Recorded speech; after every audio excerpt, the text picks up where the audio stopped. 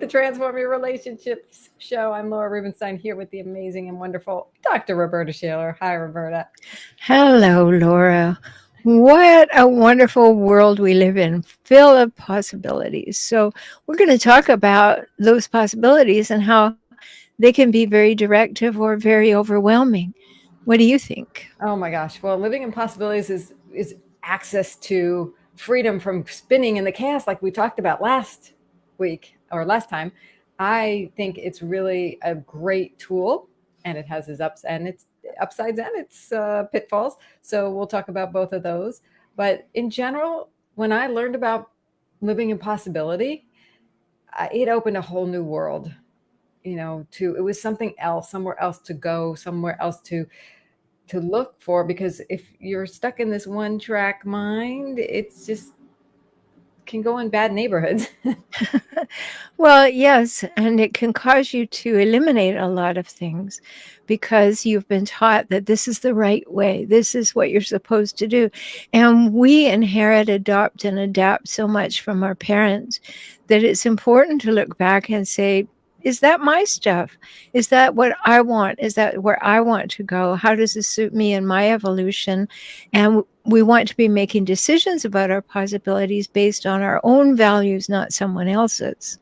So possibilities can cause us to spin in chaos because what do I look at? Where do I go? There's so many wonderful things, all bright, shiny objects. And then we can get into that sort of distraction, the purple squirrel kind of way of being. Oh, that's interesting. Oh, but I could do this or I could do that. So we need to understand that it's rich and wonderful and full, and our task is to decide where to focus. And I think a great place to start with that is someplace we come back to over and over again is your values. What's Mm-hmm. important to you? What is it that really will nurture you, nourish you, help you in whatever your what area of life you're trying to work on, whether it's your health, your wealth, your fitness, your relationships. What's for the highest good for that value that aligns with you, for what is, I mean, a great question to ask oneself in any given point in time is what's important. Mm-hmm. And remembering that you can't do it all at once.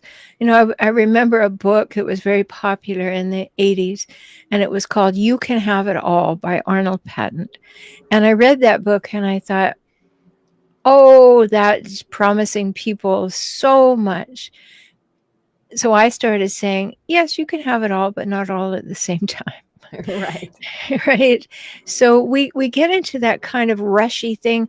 Well, I can go on a food program, I can get more exercise, I can do all these things, and then we're setting ourselves up for failure. Yes, they are all possibilities, but are they possibilities that are probably going to be able to be prioritized for me?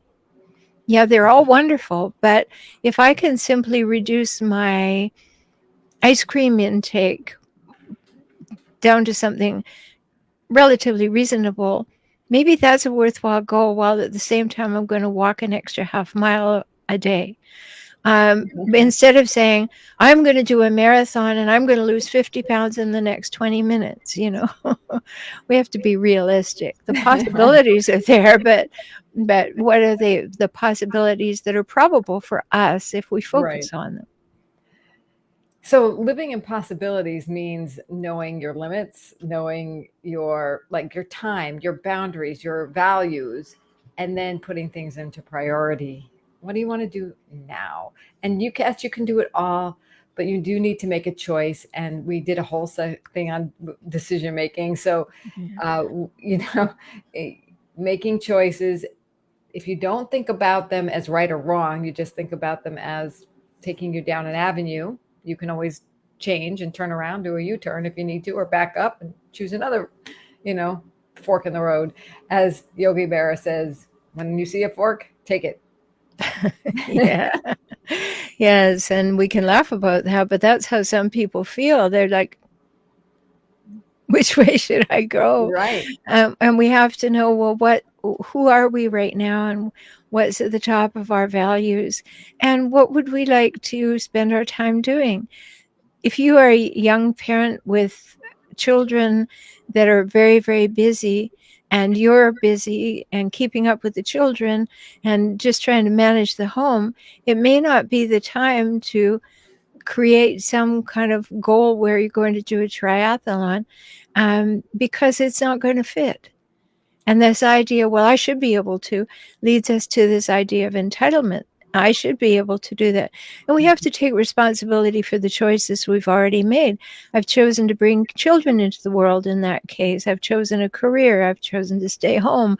I've chosen to do these things. So now I don't just say, well, I deserve to do this, and it's totally out of the realm of what would work for the relationship and the family and the values.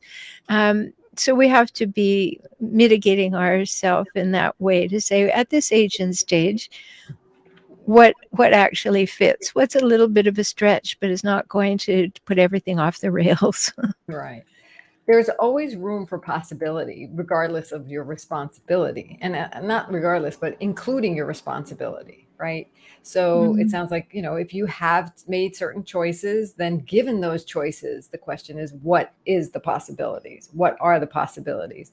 And I think a lot of people get tripped up on their confidence or their experience in the past or people blocking their way. So what advice do you have to help people move through these blocks? Well, there can be so many.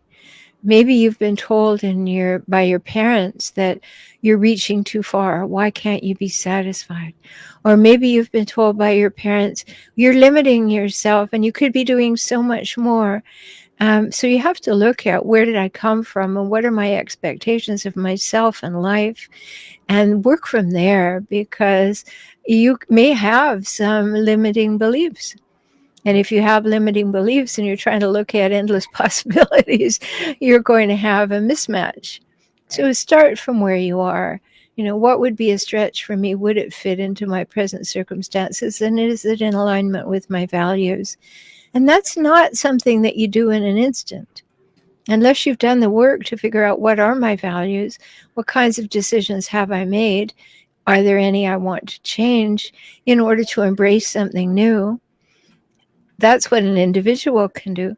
But if you're in a relationship, then you have to talk it over with somebody else, because they're affected by what you do.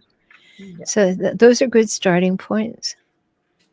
Yeah. And I find the more I contemplate, the more I get into thinking about and feeling into what is right for me. Where am I at now? What do I want? What are my responsibilities? Who's in my life? What's for the highest good? And I keep asking these little questions. New things come to light.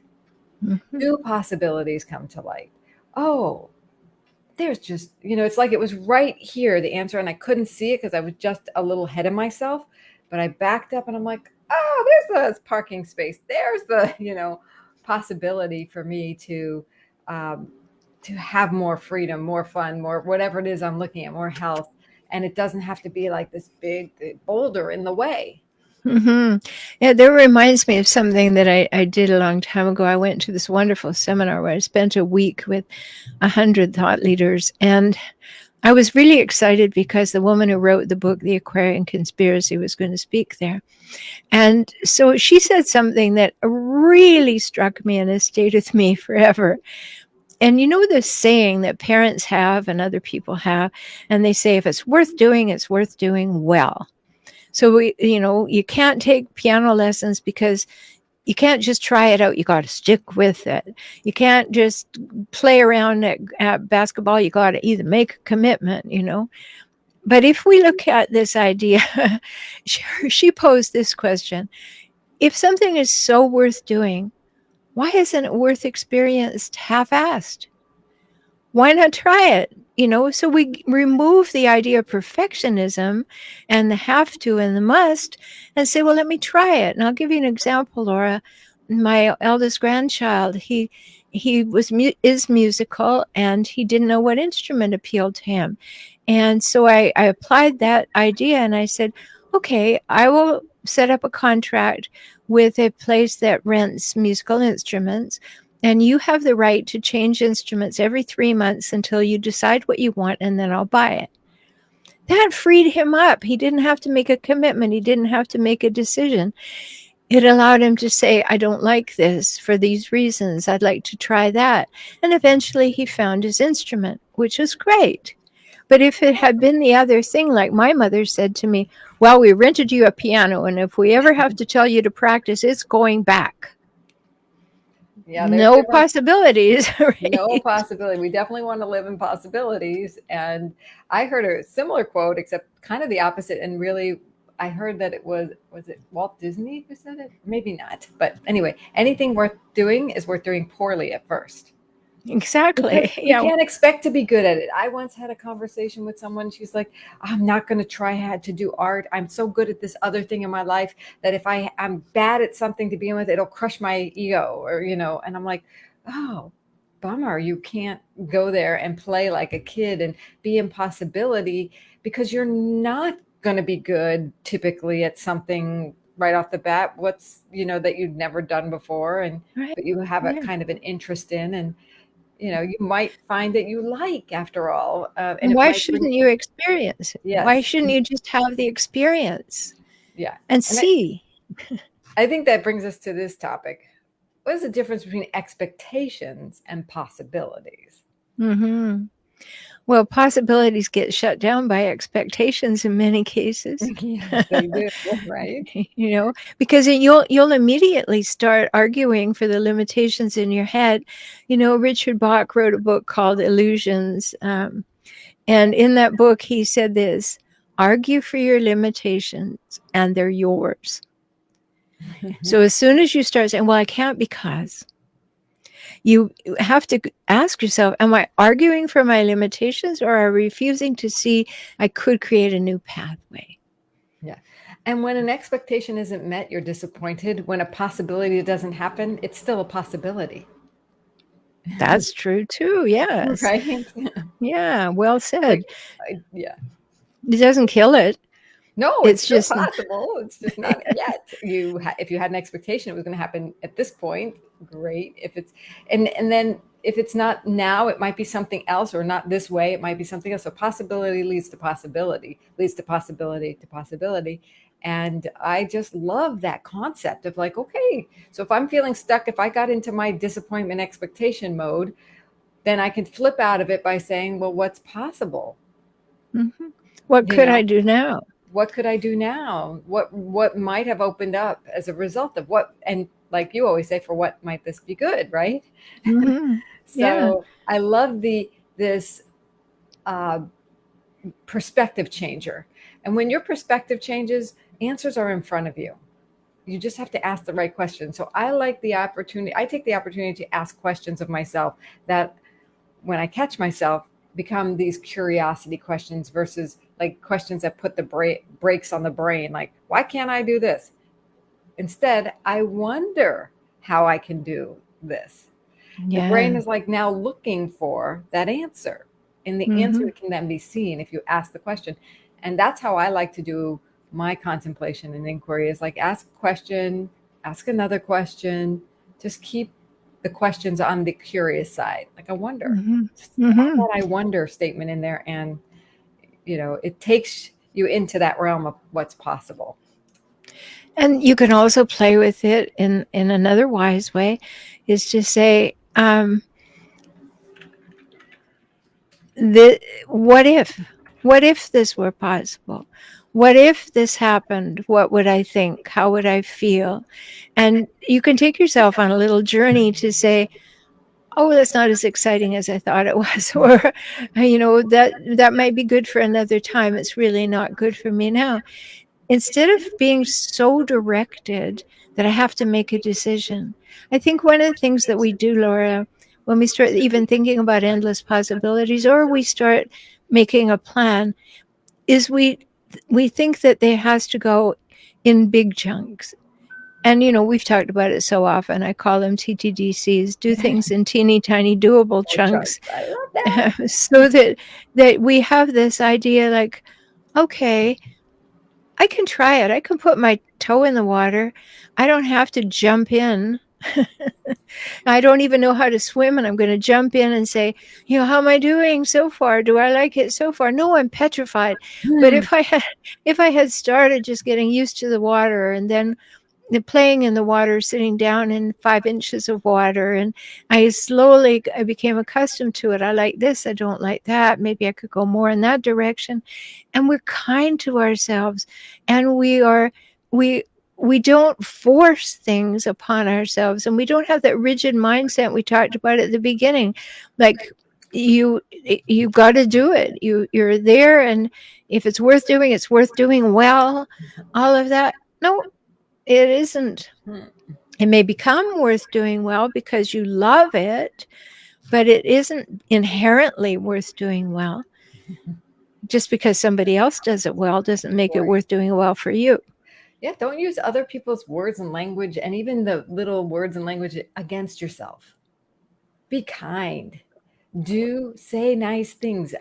When I hear friends, you know, saying mean things to themselves, basically, I'm like, don't be mean to my friend. Be nice. Yeah, exactly. What would you say to a little kid or a baby or your best friend about this? And then you can stay in that realm of possibility and not your past or your fear or your worries. It's like, I love what you do with Emerging Empowered. You show people how to access that place within themselves to take on their own power and live in their possibilities. Yes. And it starts small, particularly because my community is about helping people who have had toxic relationships with parents, partners, siblings, other people, because we have to readjust our expectations of ourselves and see the possibilities that it doesn't have to stay like that. And how quickly can I go? Well, how quickly is best for me to go? Maybe I can't even make the decision whether I should stay in the relationship or give up the relationship. That's okay. Let's then look at your values and see how the relationship meets your values. Start breaking it down into those teeny tiny doable chunks. I can think about this bit, but I can't think about all of it. So it allows people to emerge empowered because they took baby steps and nanoseconds and were self-reflective. And then they got new skills, and they were, of course, in Emerging Empowered, my community, they get to talk to a whole lot of other people too, as well as me. And so they're getting insights and support. And we begin to say, oh, I could do that. Oh, you did that. I could think about it that way, and I could do that too. And so we're not jumping in at the deep end. We're wading into it, sure of our footing. Yeah. And I love this concept of being in a community where you can get expert wisdom, you can get other people's wisdom, you can start thinking in new ways. Because remember, when I talked about in the beginning, is like right now we're in this little bubble of our own thinking space, but there's so much more out there for us. There's so many different ways to look at things. There's so many new skills and ideas and concepts and tools and ways to look at things and respond to things that can change our whole experience of our life and can transform our situations. I mean, that's one of the reasons I created the Feminine Power cards. And I'm starting to get back into putting together like-minded women to talk about these things, because as women take on their power as well, and we kind of tap back into, there's a whole well of resources within us that we kind of just are blinded by all the conversations and all the different notions we've had about how things should be, or how things are responsibilities. But there's so much more out there for us that we can tap into with just a little bit of community connection, expertise, and just new opening up to I wonder, like the whole I wonder, into that possibilities. Mm-hmm. And being able to say, here is where I am. For many people, they're not ready to say that. So to go through the process of being able to say, well, I do find myself right here at this moment. I'm accurately assessing it. I know how to. And then when you've spent enough time there realizing and recognizing what's going on, then you can make your decisions as to what would you like to build.